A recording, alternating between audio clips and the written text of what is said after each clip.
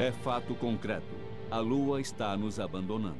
E quanto mais distante, menor sua capacidade de estabilizar nosso planeta. E mais lenta será a rotação da Terra. Nossos dias ficarão cada vez mais longos. Uma forma de diminuir os efeitos do distanciamento da Lua é a construção de represas, não em rios, mas nos oceanos. É ficção científica, mas temos milhões de anos para desenvolver a tecnologia.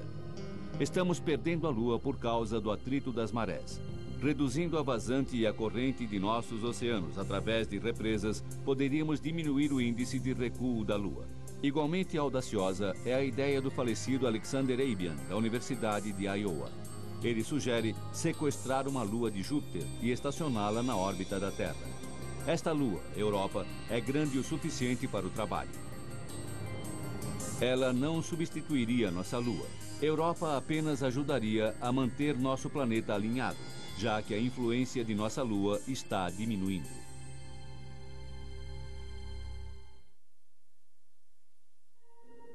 Lua cheia sobre o planeta Terra. Ninguém sabe a razão, mas a lua cheia significa problemas iminentes para hospitais, prisões e as ruas de qualquer cidade. Alguma coisa acontece com as pessoas quando é época de lua cheia. Sempre se encontra algum problema. É como se alguma coisa no ar tomasse conta das pessoas, deixando-as excitadas, algumas vezes com resultados ruins.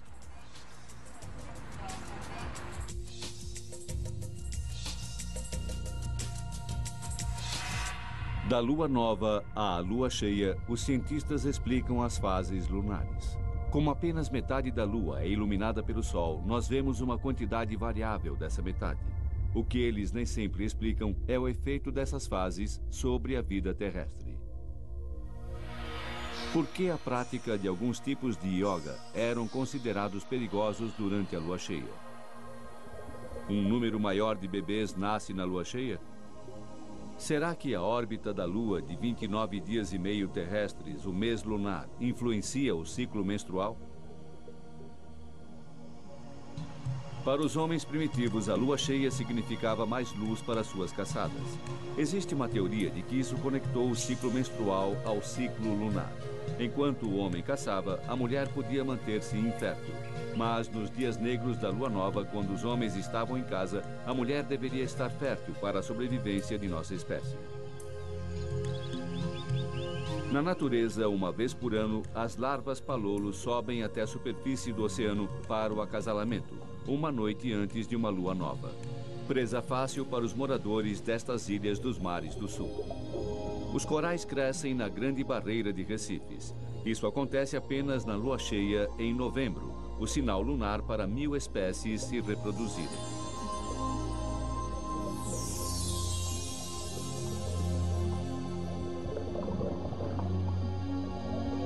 Quando as marés estão mais altas, na lua nova e na lua cheia, as tartarugas marinhas vão até as praias durante a noite para botar seus ovos, na época mais segura para chocar seus filhotes.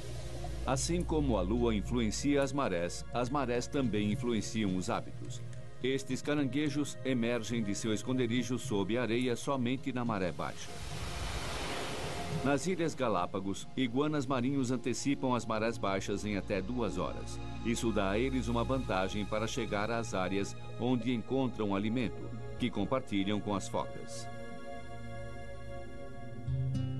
As plantações vinícolas da França. Os agricultores daqui acreditam que na lua cheia a influência lunar é grande e a energia máxima é transferida para as uvas. Portanto, na França, os agricultores gostam de colher as uvas durante a lua cheia e prepará-las na lua nova, quando a influência lunar, acreditam eles, é menor, os sedimentos são menos perturbados e o vinho fica mais límpido.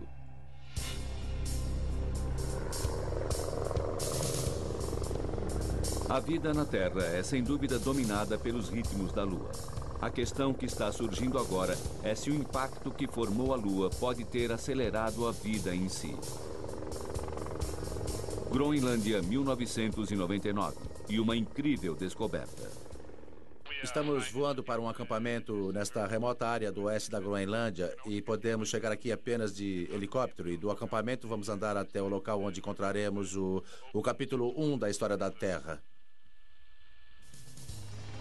3 bilhões e 800 milhões de anos atrás, esta área rochosa fazia parte do fundo do oceano.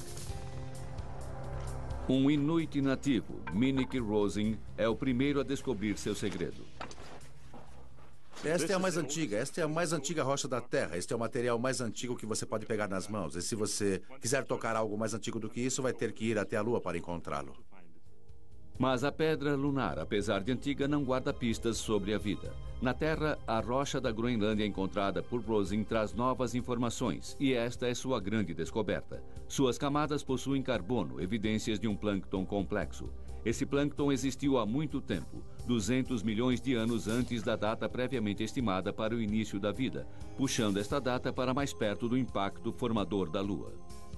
Foi realmente uma experiência incrível, porque seres vivos não deveriam existir naquela época, e se existissem, definitivamente não deveriam ser em formas de vida que teriam existido em alto mar. Previamente, acreditava-se que os seres vivos primitivos existiam apenas em ambientes extremos, alimentando-se dos gases de vulcões submersos. Este homem explica de forma brilhante as descobertas da Groenlândia. Como membro da National Academy, ele é consultor na área de ciências para o governo norte-americano. Norman Sleep acredita que o impacto do Orfeu, responsável pela formação da Lua, deu origem à vida. A Terra Marco I morreu na colisão com Orfeu. Esta é a Terra Marco II. Se estivéssemos na Terra Marco I, estaríamos agora sob 3 quilômetros de água. Não teríamos oxigênio para respirar. A teoria de Sleep é radical. Orfeu acabou com metade dos oceanos da Terra Marco I e criou uma nova atmosfera. Muito provavelmente, existia vida aquática em nosso protoplaneta. A Terra Marco I tinha bastante água e Orfeu podia ter vida também. Mas aquele impacto não fez nenhum refém. O impacto restaurou completamente a Terra para um novo começo. Qualquer forma de vida que existia tanto na Terra quanto no Orfeu teve seu fim na colisão. Mas ele acredita que Orfeu, na verdade, incitou a vida na Terra.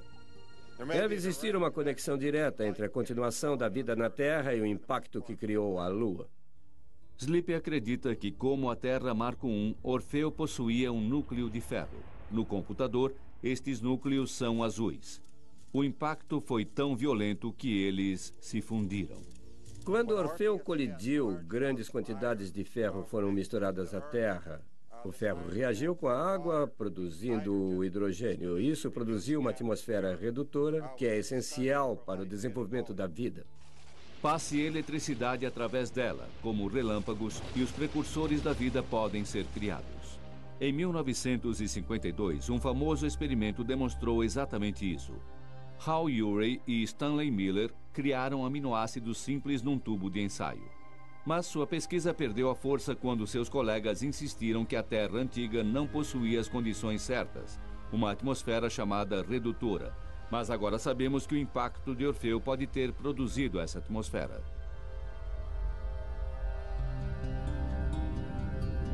Mas vamos supor que não tenha existido nenhum impacto. Como nosso planeta se desenvolveu? A Terra Marco I seria apenas um oceano. Você poderia ver alguns poucos e pequenos pedaços de terra despontando no meio da água, como um pedaço do Tíbet, talvez o topo do Havaí do Monte Everest, mas a superfície seria basicamente coberta de água. Sem o impacto, definitivamente não teríamos seres humanos na Terra. Esse documentário poderia estar sendo feito por outras formas de vida, mas com certeza não seriam humanos. Nós podemos apenas especular em relação às criaturas que evoluíram na Terra Marco I. É realmente curioso tentar descobrir como seria a vida na Terra. Seria possível a existência de seres inteligentes? Se não tivesse existido o impacto que formou a Lua, acredito que a vida no solo seria muito diferente. Na verdade, poderia nem existir vida em terreno seco. E sem uma Lua para diminuir a velocidade de nossa rotação, a Terra seria um local hostil e sem controle. Você teria uma Terra que giraria muito rapidamente. Com apenas o Sol e sem uma Lua, os dias passariam muito rápido, cerca de 3 vezes mais rápido do que hoje. O nascer e o pôr do Sol seriam muito mais rápidos. Tudo o que acontece durante o dia assumiria uma velocidade muito maior. E um clima absurdo. Ventos soprando a centenas de quilômetros por hora. Tempestades de areia intermináveis. Nenhum ser humano conseguiria sobreviver aqui. Então você realmente precisa se voltar ao meio ambiente aquático e pensar, bem, o que no mundo aquático pode ser considerado inteligente? Os polvos e seus parentes são todos um pouco inteligentes. Eles podem fazer coisas como construir pequenas casas por si mesmos com seus tentáculos. Eles podem, até certo ponto, ter sentimentos. Possuem olhos que são quase sósias dos olhos dos vertebrados. Eles são absolutamente fascinantes. E então você tem um tipo de imagem de que cefalópodes como polvo, a lula e assim por diante seriam os verdadeiros gênios de uma terra sem lua. Mas mesmo com a Lua, apesar dos cefalópodes não terem se desenvolvido para dominar a Terra Marco II ou mesmo nossos oceanos, a maioria morreu no impacto de 65 milhões de anos atrás, que acabou com os dinossauros. Extinções em massa ocorrem aproximadamente a cada 100 milhões de anos. No passado, a Lua poderia ter protegido a Terra de tais impactos, mas pelas estatísticas, as chances eram muito pequenas.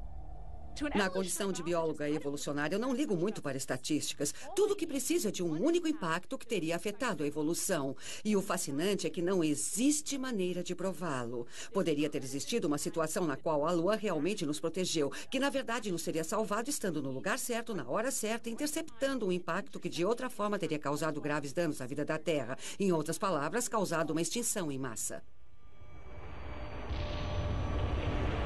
A Lua pode ter salvado o nosso planeta e agora está para se transformar na pedra de apoio para outros planetas.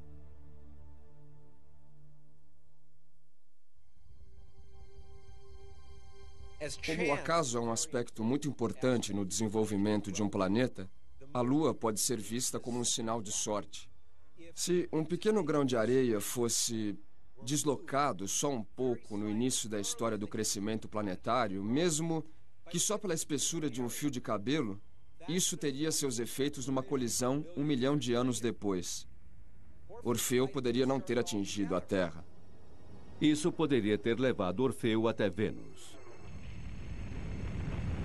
Isso poderia ter produzido um sistema que seria muito similar ao sistema terrestre do nosso planeta atual. Só que Vênus ficaria com a grande Lua, em vez da Terra. Deixando qualquer vida inteligente na Terra sem meios de sobrevivência. 3, 2, 1, 0.